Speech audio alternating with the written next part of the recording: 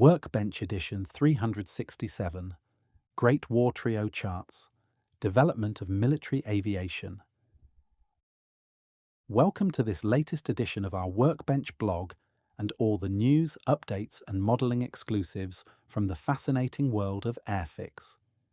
In this latest edition of our Workbench blog, we will be attempting to chart the early development of military aviation through the medium of impending new model kit releases to the current Airfix range, as we have a trio of Great War-related releases scheduled for imminent arrival. All three aircraft were introduced over a 30-month period from the period just prior to the outbreak of war, with each one highlighting the increasing influence of aviation on military thinking, and ultimately how the aeroplane transformed from an aerial observation platform to a deadly dominator of the skies. As we take this opportunity to feature three Airfix kits, which in themselves span 40 years of Airfix kit tooling development, two of which actually featured in the very first edition of Workbench, we will also be taking a welcome historic detour into the very early days of aviation, when the sound of the wind passing over bracing wires proved to be the symphony of the aeroplane. We have three kit releases to cover in a single blog posting in this latest Great War Aviation edition of Workbench.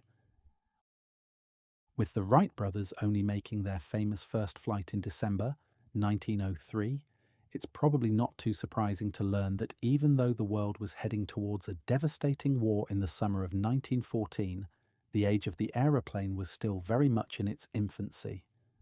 The Royal Flying Corps had been established 2 years earlier, and pioneering aviators were attempting to highlight the potential the aeroplane possessed in military applications. Unfortunately, at that time, traditional military doctrines of the past were still very much the order of the day, and air-minded people of influence would have to bide their time, but there was no doubting that war in the air was here to stay. The benefits of having eyes in the sky was already becoming a crucial part of military planning during the early battles of the Great War, with balloon units being positioned as close to the front lines as possible, allowing observers the opportunity to view enemy positions and troop movements, quickly reporting their findings back to high command. Bombs were even dropped from these observation balloons and rifles fired, as denying your enemy the ability to take up similar positions became as important as gathering this information for yourself. Airships were another high-profile use of air power at the time, with these mighty craft possessing the potential to spread fear and panic throughout the population of your enemies, as they were virtually invulnerable to attack themselves, but could wreak absolute havoc from the air. Both airships and balloons did have many drawbacks to their operation, though, limitations which aeroplanes didn't suffer from, and as their potential slowly dawned on those in power, so development funding for new projects began to flow. With the declaration of war in August 1914, any previous War Office reluctance in funding aeroplane development and production was finally removed, with manufacturers now encouraged to develop new machines at speed. Unfortunately, that initial lack of foresight meant that only experimental aeroplane designs or existing airframes could be rushed into production, aircraft which would immediately have to go to war. One of the most interesting aircraft designs to emerge from this period was the Royal Aircraft Factory BE-2C, an aircraft known for its stable handling characteristics. When looking at the development of the Royal Aircraft Factory, B-2C, and the reputation it would go on to inherit, it's difficult to see how its designers could have done anything differently. Back then, and a major factor in the design of the new aircraft, the ability to effectively conduct aerial reconnaissance and surveillance operations was absolutely the military be-all and end-all, not to mention the fact that aviation technology was still very much in its infancy then. The requirement to overcome fast and deadly enemy pursuit aircraft simply wasn't in their design brief, so could they really be blamed for designing an excellent aerial reconnaissance platform that was inherently stable? A brilliant aircraft designer and mathematician, Edward Teschmaker Busk, had recently joined the Royal Aircraft Factory staff and was certain that he could make a significant contribution to future aircraft designs. Early aeroplanes were particularly twitchy and relatively unstable. However, Busk was determined to do something about this. Reconnaissance and the ability to take clear aerial photographs of enemy positions was the most important attribute required of the aeroplane at this time, so stability was the key to success. Busk was an extremely talented designer, and he immediately embarked on a major redesign of the BE-2 airframe, with a view to making the new aircraft much more stable in flight, and therefore more surveillance-friendly. He cleverly reimagined many aspects of the aircraft's design after considering how each component would interact with other parts around it, with the result of this painstaking work being that the BE-2C would prove to be an incredibly stable aeroplane. The weight distribution was such that under most flight circumstances, the aircraft would tend to almost right itself to level flight without any major input from the pilot. This aircraft would almost fly itself, whilst the crew took their all-important photographs. It is important to acknowledge that from a project perspective, what Busk achieved with the flight characteristics of the BE-2C was nothing short of spectacular, an aircraft which excelled in the role for which it was intended. He created a reconnaissance aircraft which was extremely stable and would allow crews to achieve their mission objectives much more successfully than any aircraft currently in service on the Western Front. That being the case, it isn't surprising to learn that the service introduction of the aircraft was initially rather successful, with it even taking on some light bombing and scouting duties. However, things were about to take a turn for the worse for B-2C crews and their aircraft, as a new adversary would have them squarely in their sights. The equally important need for German forces to deny Allied airmen the ability to gather surveillance information brought about the introduction of a devastating new aircraft type, arguably one of the most significant aircraft in the history of aviation, and one designed from the outset to hunt other aeroplanes.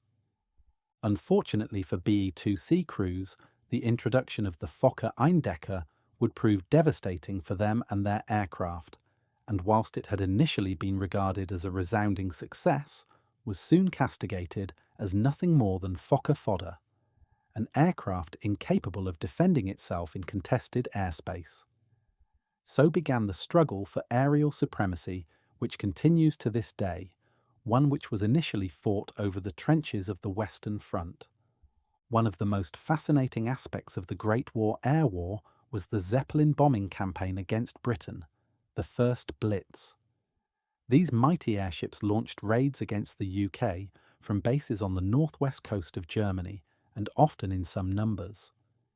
Significantly, at the time of those first raids, Britain had very little defence against these incursions, certainly few which could hope to have any chance of success. The British public to that point had only read about the horror of war in the daily newspapers, but now they were under direct attack in their own homes, and to say they were petrified was an understatement. What made the Zeppelin raids even more sinister for those on the receiving end was the fact that these leviathans of the air came out of the dark night skies, and if the ship's commander turned his machine's engines off, they were almost silent until the bombs started to impact, which really did increase the terror factor of these mighty weapons possessed. Although initial damage from these raids was only slight, casualty numbers soon began to increase, and the population at large began referring to the Zeppelin raiders as baby killers, after reports carried in the national press. The population demanded that the government act to protect them against this silent night terror. The War Office were quick to act, fearing unrest at home may affect the morale of those fighting in Europe, and even though these measures weren't particularly effective against the feared night raiders, they were effective in providing the reassurance the civilian population needed. Searchlight batteries and anti-aircraft guns were positioned at strategic sites around the country, and aircraft were recalled from the Western Front to form a new night fighter force, tasked with combating the challenge posed by the marauding Zeppelin raiders. It wouldn't be until early September 1916 that a home defence aircraft shot down the first Zeppelin, However, this was celebrated as a spectacular success in Britain, with our aeroplanes overcoming one of these feared silent killers in the dark. On the night of the 2nd of September 1916, Lieutenant W.L. Robinson took off from his home airfield of Sutton's Farm near Hornchurch in a converted BE-2C night fighter and climbed to meet a reported Zeppelin raid. Little did he know that over the course of the next few hours, his life would never be the same again, and he would become the most famous man in the Commonwealth and a national hero. On that night, no fewer than 16 German airships had left their respective bases for a large-scale raid against Britain, and although a number would subsequently turn back having suffered technical issues, this was the first time that Army and Navy units had combined to mount a big attack. To say that the airships had strategic targets would be a little fanciful, as this type of raid was subject to several factors, all of which dictated that they were of a rather indiscriminate nature, but something which only increased their impact on the population below. It also has to be stressed that to the British public, all German airships were Zeppelins, even though this was just one of a number of airship manufacturers at the time.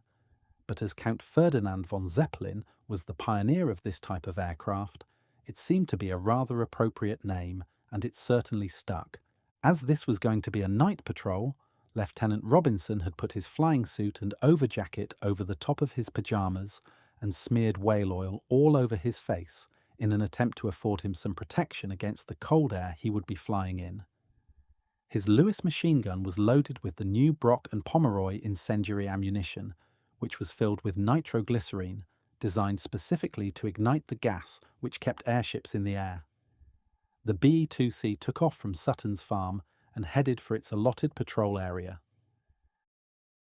At 1:15 a.m. on Sunday 3rd September 1916, flying through intermittent cloud cover, Lieutenant Robinson spotted the German airship LZ-38, which had just released its payload of bombs over the Dungeness area. Lightened by releasing its bombs, the airship started to climb steadily, and as Robinson closed in for an attack, the airship entered cloud and disappeared from view. Frustrated, Robinson searched the area for some time, but to no avail. The airship had escaped him.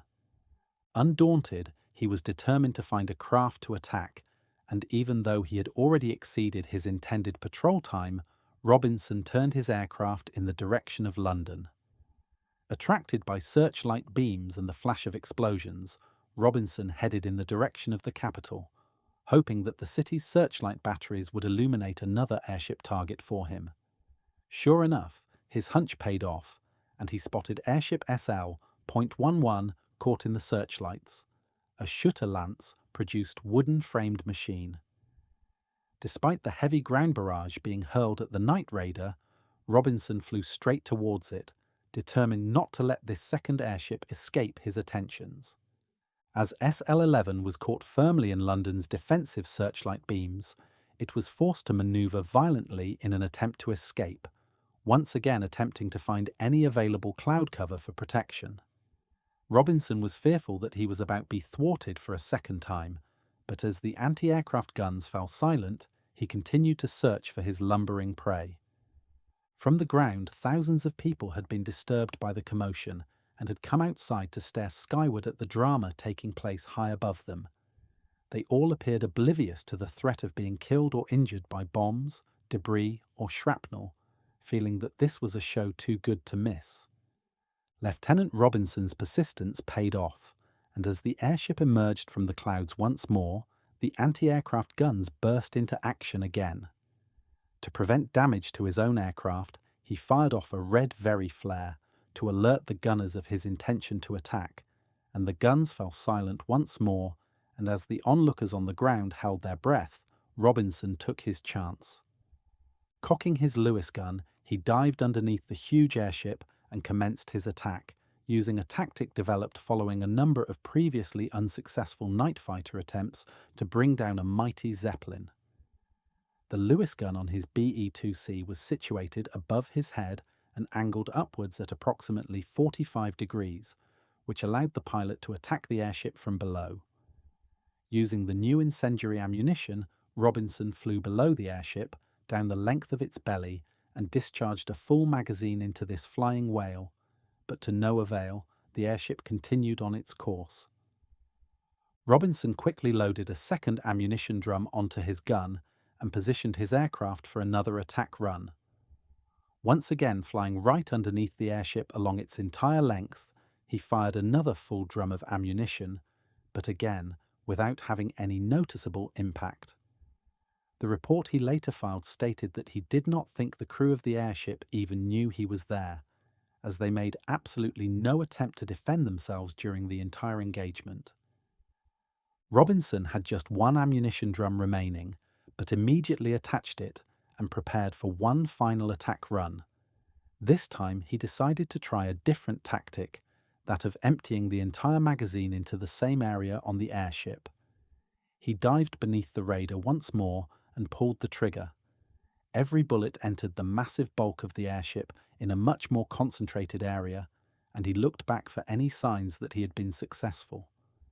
Initially, the airship still appeared to have survived his attack, but then he noticed a pale glow deep inside the belly of the monster. Within seconds, that glow had grown into a bright red fireball, which grew larger with every passing second. He had done it. He had his victory. In what must have made for a spectacular, if slightly macabre sight in the dark night sky, the burning airship initially continued to fly on in a slow, almost majestic manner, as if totally oblivious to its impending doom. Burning strips of fabric began to fall from the structure as the fireball grew in intensity, illuminating the fabric-covered wings of the BE-2C, so they almost appeared translucent. It must have been a spectacular sight for sure, which masked the terror for the crew on board, none of whom would survive the ordeal. Slowly, the entire structure became engulfed in flame, and it slowly began to sink earthwards. For people viewing this incident from the ground, it would have made for a spectacular sight. The huge fireball in the sky would have illuminated everything for miles around, and would have been visible to many thousands of onlookers. When considering that the German airship raiders had instilled such terror and panic amongst the population for months, it's probably understandable that the destruction of SL-11 was met with cheers of approval. A spontaneous cacophony of cheering and clapping broke out, with many shouting, "God save the King," as the flames finally subsided. This was soon joined by the sound of train whistles blowing, factory hooters sounding, and riverboat sirens all making their own contributions to the sounds of approval. A terrified civilian population had their long-awaited vengeance over the feared Zeppelin night raiders. The increased duration of this eventful patrol had left Robinson's BE-2C dangerously low on fuel and engine oil. Indeed, as he brought the aircraft in for a landing, back at Sutton's farm at 02:45 that morning, he only had half a pint of fuel remaining in his tanks. Frozen with cold and completely exhausted, Lieutenant Robinson brought his aircraft to a halt, with the only thing now on his mind being to catch up on some well-earned sleep. Unfortunately for him, the extraordinary drama of the night's events was already having an impact, and he would be required to play a fulsome part in the proceedings. Airfield personnel quickly surrounded his aircraft, and there was more shouting, cheering, and unbridled joy as the flight had just scored its first victory against the dreaded Zeppelin raiders. Robinson was pulled from the cockpit and carried shoulder high in triumph by his comrades. By the time they eventually reached the flight office, the squadron telephone was already ringing, with the senior area commander offering Robinson his hearty congratulations. Unfortunately for the exhausted Lieutenant Robinson, his commander also demanded a full written report of the incident, knowing that he would be required to supply said report to his own superiors later that morning. Robinson duly complied with the request before finally diving beneath the covers of his bed and the sanctuary of sleep, clearly not thinking that he was already established as a national hero and how his life would never be quite the same again. 2 days later, The national press carried the news that Lieutenant William Leaf Robinson, the Zeppelin killer, had been awarded the Victoria Cross for his most conspicuous bravery in bringing down the hated enemy craft. On hearing this news, the nation celebrated once more. Lieutenant Robinson was the first pilot to bring down a German airship over Britain and the first recipient of the VC for actions in the UK. For many within the civilian population of Britain, this was the most memorable event of the entire war, and Robinson would enjoy something of celebrity status from a grateful nation. If that isn't a story to inspire a modelling project, then I don't know what is.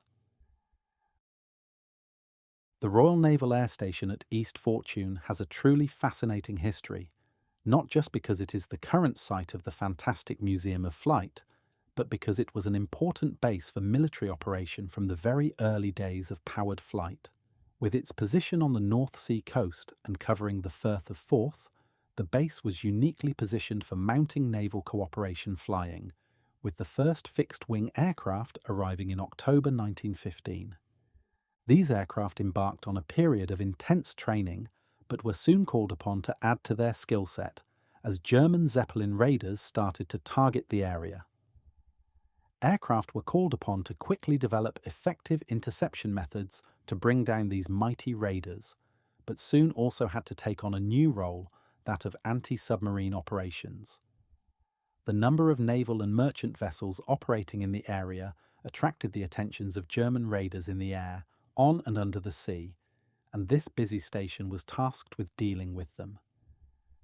Although fixed-wing aircraft were ideal for taking on the Zeppelin menace, they were much less suitable for mounting long-standing patrols on the lookout for enemy U-boats, a task an airship force was eminently better suited to. With that being the case, the station at East Fortune was unusual in supporting fixed-wing operations against enemy airships, whilst at the same time supporting the operation of their own airship force in a coastal defence role.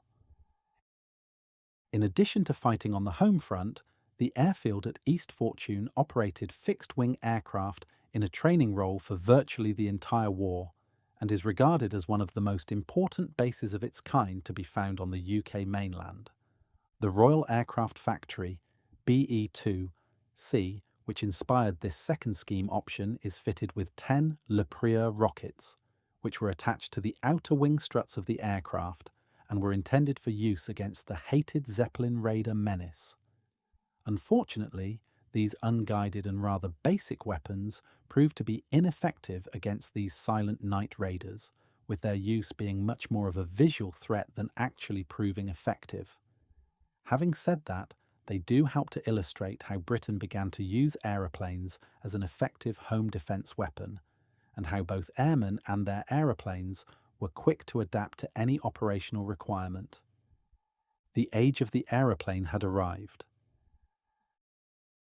As the savage fighting on the Western Front continued to demonstrate its insatiable appetite for claiming the lives of young men from all the combatant nations at an alarming rate, a new type of war being waged in the skies above the trenches was about to take a similarly sinister turn.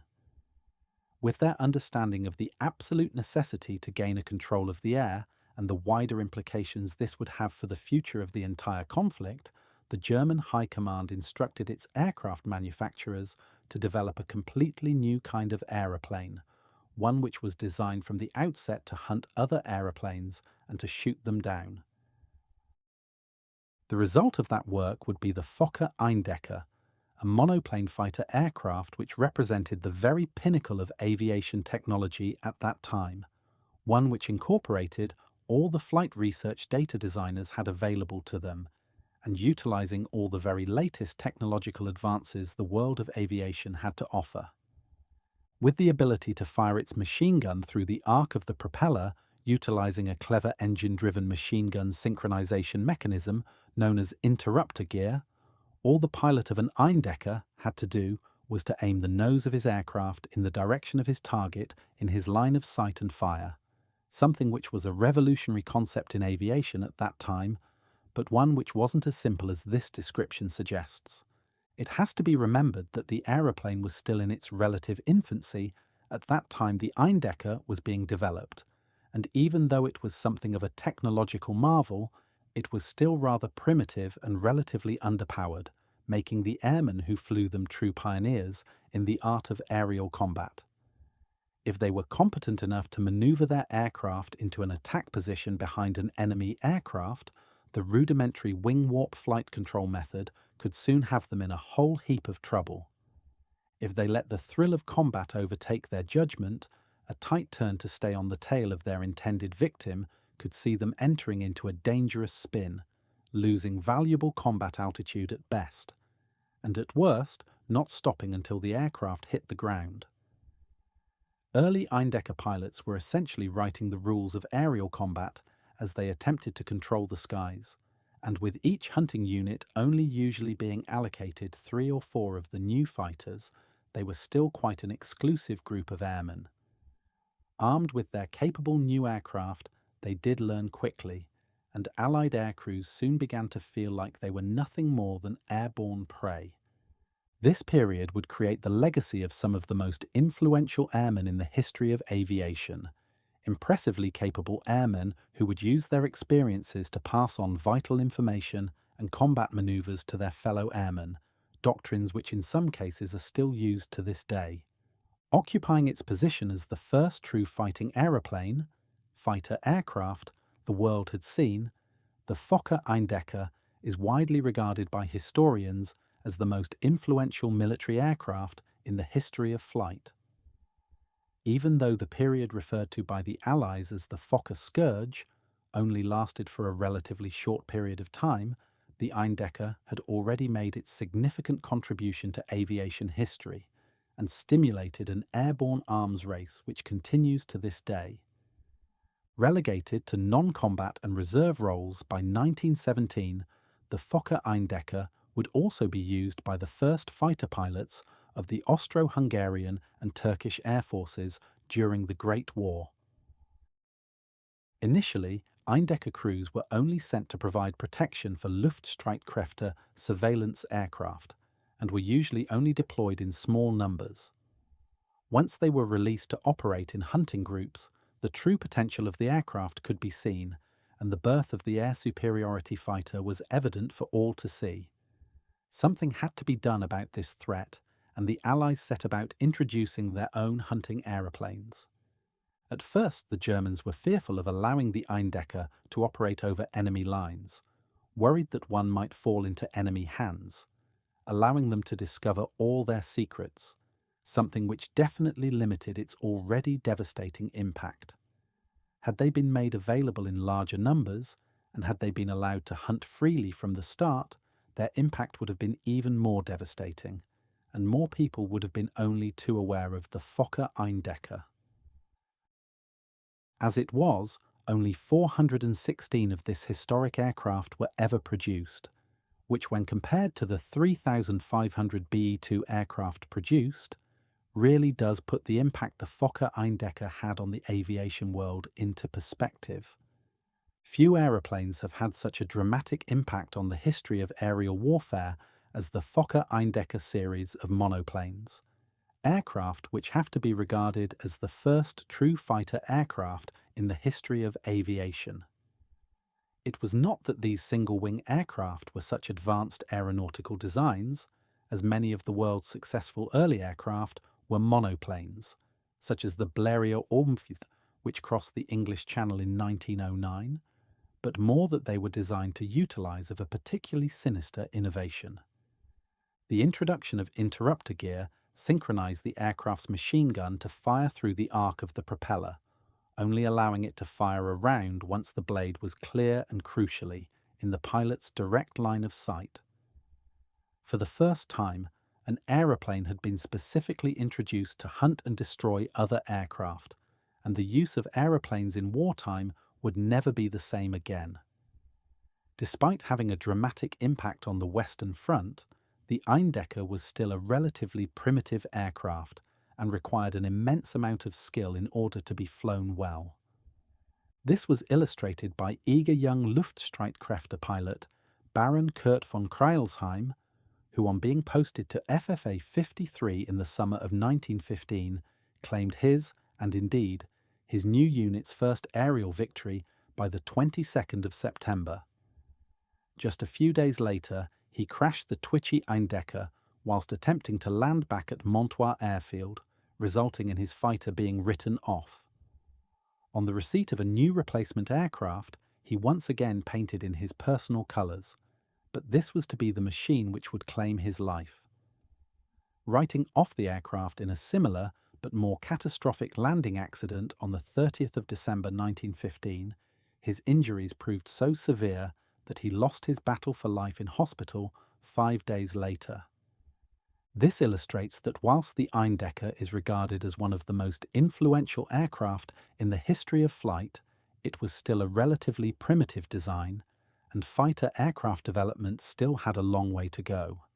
These two historic Great War combatants will be joining the current Airfix range from the middle of this month, adding some aviation subject matter from the very earliest days of military aviation to the Airfix website. From a build project inspiration perspective, and classic aeroplanes are your thing, can you think of a more appropriate model pairing than these two? The third of the new Great War aircraft models about to join the current Airfix range is one which followed both the Eindecker and BE-2C into service on the Western Front, but one which serves as a perfect example of the aviation arms race.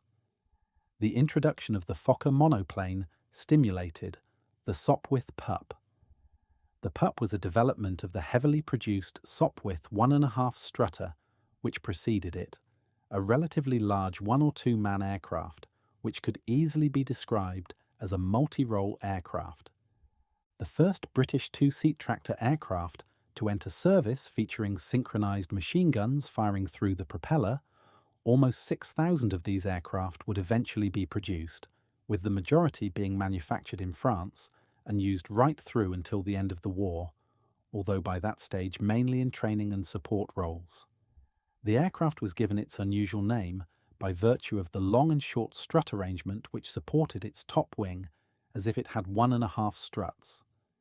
Using the design experience gained during the production of this successful aircraft, the Sopwith company set about producing an effective fighting scout, one based around the readily available 80 horsepower Lerone 9C rotary engine and equipped with a single forward-firing synchronized Vickers machine gun.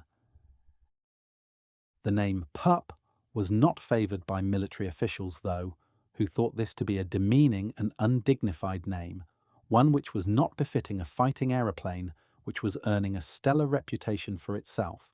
They stuck steadfastly to its official name of Scout.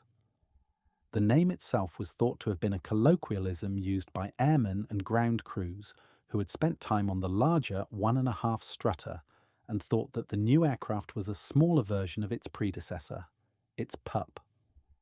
Entering service on the Western Front in the autumn of 1916, the nimble Scout Pup immediately presented Allied airmen with an aircraft to preserve their hard-won superiority of the skies. Blessed with exceptional manoeuvrability and being aerobatic up to 15,000 feet, the Pup was a fighter pilot's dream of an aircraft, with a climb rate unmatched by any enemy aircraft and the ability to outturn any adversary.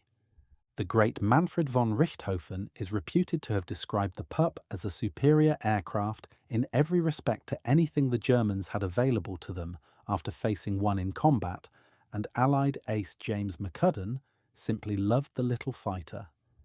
He described it as a remarkably fine machine for all-round flying, being so light and responsive that one could land it on a tennis court.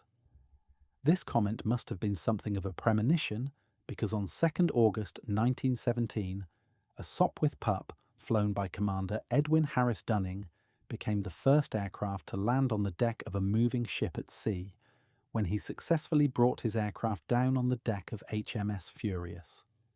At its peak operational deployment, the Sopwith Pup only equipped 4 Royal Naval Air Squadrons and 3 Royal Flying Corps units, and by the spring of 1917, the introduction of more capable German aircraft types meant that the advantages previously enjoyed by this diminutive fighter had been overtaken, which saw aircraft starting to be withdrawn.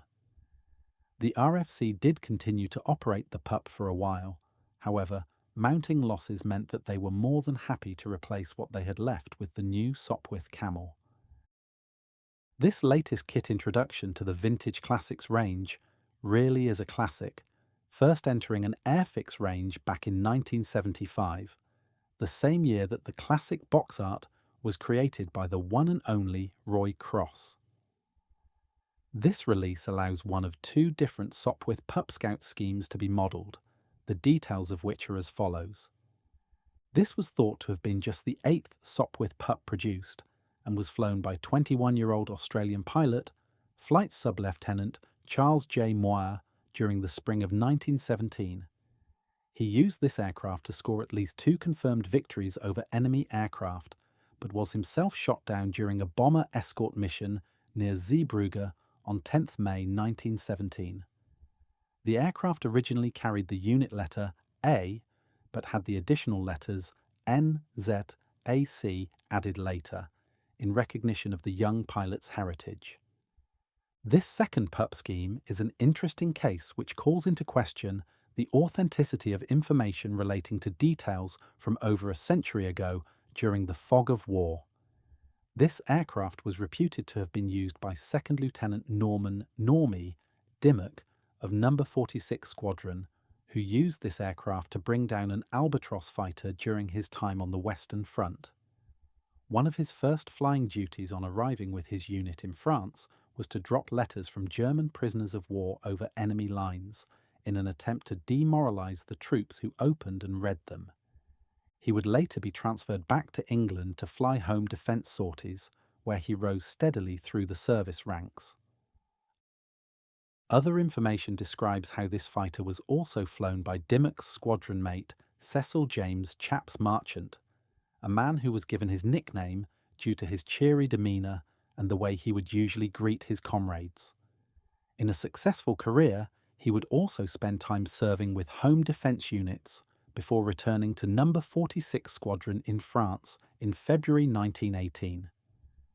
This second period in France would prove spectacularly successful for Chaps Marchant, as he would become an ace pilot with 9 aerial victories to his name, all of which were scored whilst flying Sopwith Camels, with aircraft B 9211 being his preferred and most successful mount. Of course, it isn't inconceivable that the aircraft could have been flown by both pilots, as they learned their trade as fighter pilots with No. 46 Squadron over the Western Front. The third of our trio of impending Great War aviation kit additions to the range, we're expecting the delightful little Sopwith Pup to be in our warehouse and available on the Airfix website by early next week. We are afraid that's all we have for you in this latest edition, but we will be back next Friday with more project development updates and the very latest Airfix kit exclusives. In the meantime, we are always keen to hear your views on all things Airfix, and in particular, any thoughts and opinions you may have regarding our Workbench blog. If you would like to drop us a quick line, could we please ask that you use our Workbench at airfix.com email for all correspondence. To revisit any of the Airfix blogs we have produced over the past 7 years or so, please head to our main Workbench hub, where you will find our entire blog back catalogue and all the Airfix design projects we have already covered. If you're watching on YouTube, please like and subscribe. If you're listening on Spotify, feel free to follow and rate us 5 stars if you've enjoyed. We'll see you next week for another instalment of Workbench. This podcast audio was generated by AI using text written by a human.